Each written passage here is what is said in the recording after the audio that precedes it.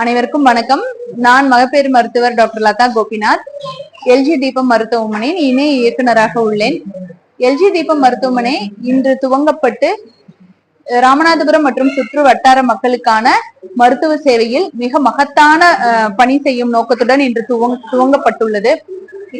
100 படுக்கை வசதிகள் கொண்ட இந்த மருத்துவமனை ராமநாதபுரம் மற்றும் கோவை நகர மக்களுக்கு சிறந்த மருத்துவ சேவை செய்ய வேண்டும் என்ற நோக்கத்தில் தொடங்கப்பட்டுள்ளது.